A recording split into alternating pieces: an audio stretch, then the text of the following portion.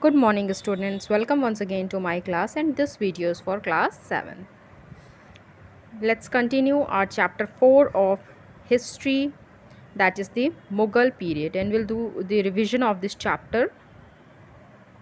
So, in our last class, we learn about the policies of Akbar, in which we learn about Akbar's policies of tolerance and mutual coexistence, and how he allowed and encouraged the Hindus to build temples, and he stopped the practice of forcibly converting prisoners to Islam, and he also stopped the pilgrim tax.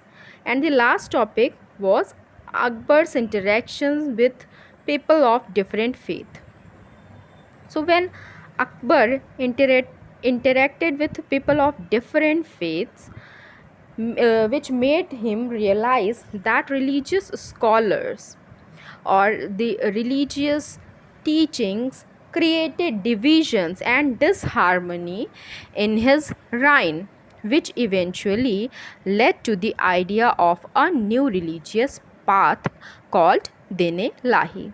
Means after interacting with the people of different religions or different religious scholars, Akbar realized that these teachings created divisions.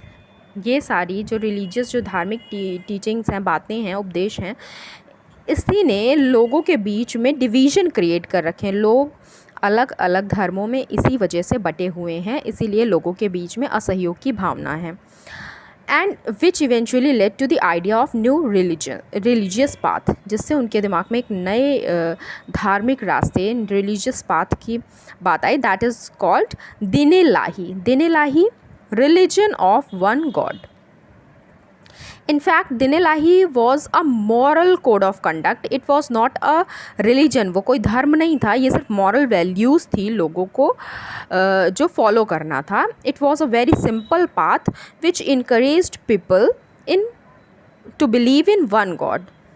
So Din Ilahi was a very simple path which encouraged people to believe in one god. Now, and Dine Lahi was very similar to Ashoka's policy of Dhamma. और बहुत लोगों का ये भी कहना है कि Dine Lahi Ashok की पॉलिसी धम्म जो थी उससे बहुत ज़्यादा मिलती जुलती थी. So it was overall a moral code of conduct. Now, the next one topic is the Jahangir. So the reign of Jahangir started from 1605 to 1627. Akbar was succeeded by his son Prince Salim as Jahangir in 1605 CE. So Akbar was succeeded by his son Prince Salim, जिनको हम बाद में किस नाम से जानते हैं, जहांगीर. तो जहांगीर का असली नाम क्या था? Prince Salim.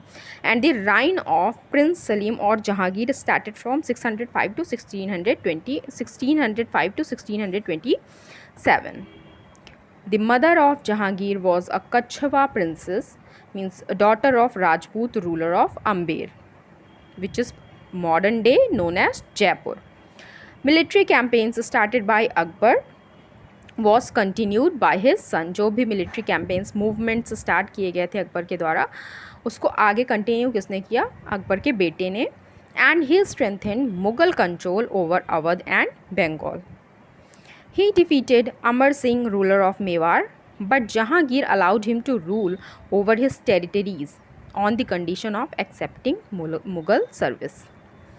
He conquered Kangra in 1620. He also tried to expand the Mughal Empire in the Deccan by capturing Ahmednagar fort. तो ही कन्क्वेड और इन्होंने कांगड़ा को भी जीत लिया 1620 में उन वहाँ के किंग को हरा के. He also tried to expand the Mughal empire in Deccan after that by capturing Ahmednagar fort. He lost Kandahar to the Persian in the north west. This results in a big loss because major trade routes between India and West Asia passed through Kandahar. तो कंधार को हार जाना इनके लिए बहुत ही बड़ा loss था, क्योंकि ये मेजर ट्रेड रूट था, व्यापार का मुख्य रास्ता था जो कि इंडिया और वेस्ट एशिया के बीच का रास्ता था। Shah Jahan, now our next one topic is Shah Jahan. And the reign of Shah Jahan started from 1627 to 1658. So Jahangir was succeeded by his son Prince Khurram. Jahangir को की सल्तनत को किसने आगे बढ़ाया? उनके बेटे खुर्रम ने। After a war of succession amongst his son after the death of Jahangir, means after the death of Jahangir there was a war of succession, means between the sons of Jahangir, that who will be the sultan or the king of the sultanate after Jahangir. Khurram was known as Shah Jahan, which means ruler of the world. Shah Jahan का मतलब ही क्या होता है? ruler of the world. The mother of Shah Jahan was a Rathore princess, daughter of Rajput ruler of Marwar, Jodhpur. The main source of information about Shah Jahan's reign is Padmashah Nama by Abdul Hamid Lahori. और जो main source है जहाँ से हमको शाहजहाँ के बारे में या उनके राइन के बारे में जो भी जानकारी मिलती है वो है पद्मशाह नामा, जो किसके द्वारा लिखी गई थी? Abdul Hamid Lahori. And some valuable information by foreign travelers also, like Bernier and Tavernier. Mughal campaigns continued in Deccan under Shahjahan. तो अभी मुग़ल कैंपेन्स कहाँ पे काम कर रहे थे? डेक्कन रीजन में, शाहजहाँ के अंडर में। And the Afghan noble Khan Jahan Lodi fought and was defeated. Khan Jahan Lodi ने युद्ध किया और वो हार भी गए। Campaigns were launched against Ahmednagar in Gujarat in 1632। Ahmednagar was finally annexed means हड़प लिया गया, उसको फोर्सफुली अपने कब्जे में ले लिया गया मुग़ल अम्पायर के द्वारा। And the Bundels of Bundelkhand was defeated. The architecture saw incredible growth during Shah Jahan period. The Bundels of Bundelkhand was defeated. Bundel जो थे बुंदेलखंड के, वो उनको हरा दिया गया। And the architecture saw incredible growth, मतलब शाहजहाँ के राइन में आर्किटेक्चर को भी बहुत ग्रोथ मिली, जैसे कि Jama Masjid, red fort are some examples of such incredible architecture. Taj Mahal built by Shahjahan at Agra in memories of his wife Mumtaz Mahal was an incredible example of it. तो ताज महल जो कि शाहजहाँ ने बनवाया था आगरा में in memory of his wife, अपनी wife Mumtaz महल की याद में, जो कि बहुत ही ज़्यादा इनक्रेडिबल है।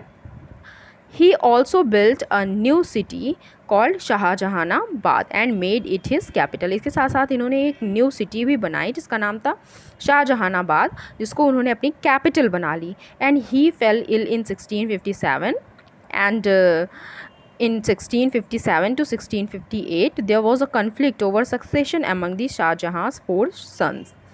और इनके बीमार पड़ने के बाद इनके बेटों के बीच में सल्तनत का किंग बनने की एक जंग या एक विरोध उनके बीच में छिड़ गया। And the name of his sons was Dara Shukoh, Shah Shuja, Aurangzeb and Murad Bakhsh.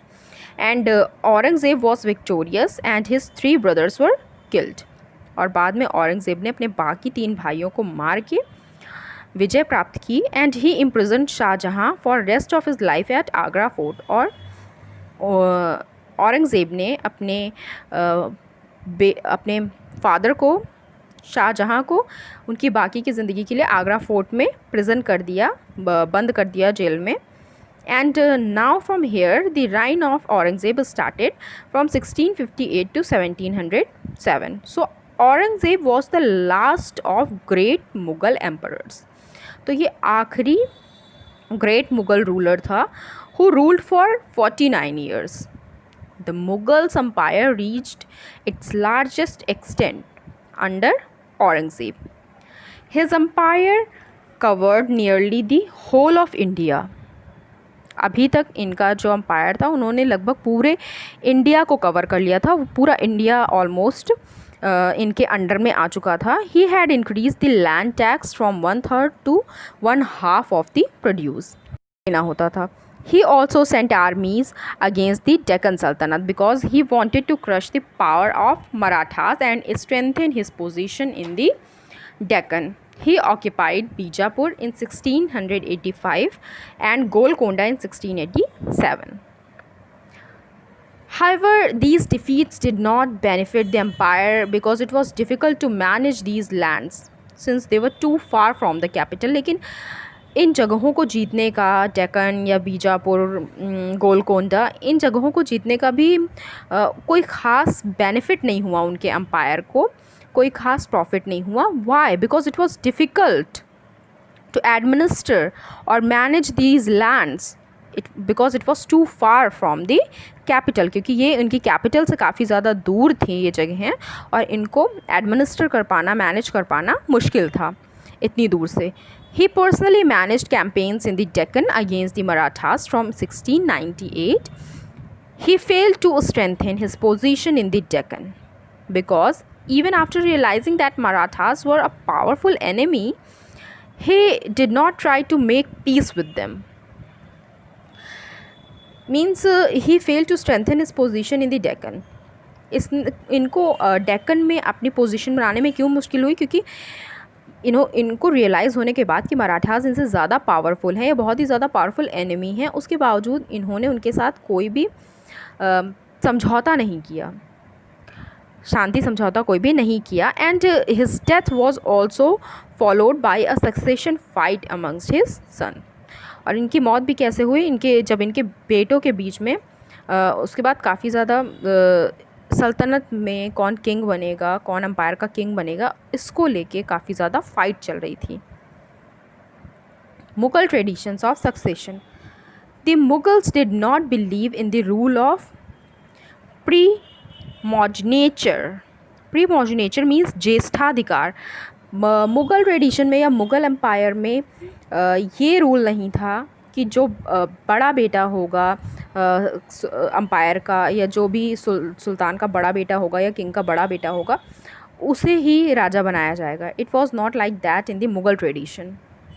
They followed a division of inheritance.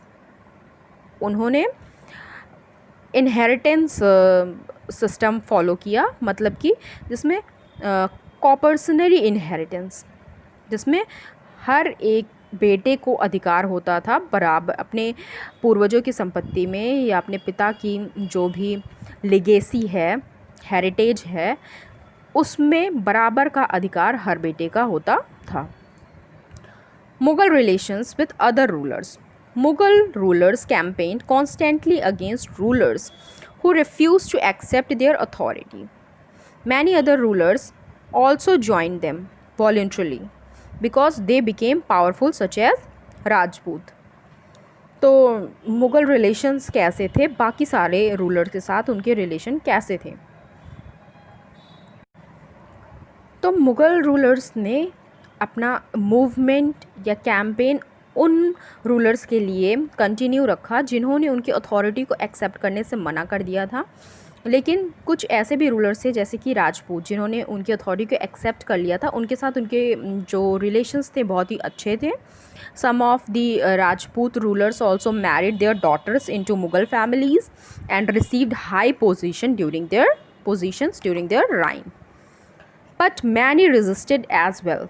And at the same time, ऐसा नहीं कि हर राजपूत किंग ने मुग़ल अथॉरिटी को एक्सेप्ट कर लिया था. At the same time some of the rulers also resisted. For example, the Sisodia Rajputs of Mewar refuse to accept Mughal authority for a long time. जैसे कि राजपूत रूलर सिसोदिया राजपूत थे मेवाड़ के, उन्होंने मुग़ल अथॉरिटी को एक्सेप्ट करने से मना कर दिया. And however, they were honorably treated by the Mughals by giving their land back as Jagir after defeating.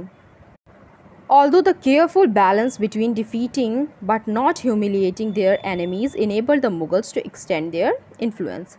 लेकिन एक चीज़ जो मुग़ल रूलर्स में सबसे अच्छी थी कि they defeat their enemies but never humiliate them. Means not humiliating their enemies enabled the Mughals to extend their influence. वो अपने एनिमीज़ को कभी भी ह्यूमिलिएट, बेइज्जत नहीं करते थे, इसलिए इस चीज़ ने उनको अपनी सल्तनत को एक्सटेंड करने में और ज़्यादा मदद की. But it was difficult to keep this balance for all the time. For example, Aurangzeb insulted Shivaji when he came to accept Mughal authority. Shivaji escaped from Agra. जैसे कि औरंगज़ेब ने शिवाजी की इंसल्ट की, and Shivaji escaped from Agra, declared himself an independent king. तो वो आगरा से चले गए और उन्होंने अपने आप को इंडिपेंडेंट डिक्लेयर कर दिया, and resumed his campaigns against the Mughals. और उन्होंने अपना मूवमेंट, अपना कैंपेन जारी रखा मुगल्स के खिलाफ, मुगल रूलर्स के खिलाफ. Now our next one topic is mansabdars. So this topic will continue in our next class. Don't forget to give your attendance in the comment section. Write down your name, class and section. Thank you, class.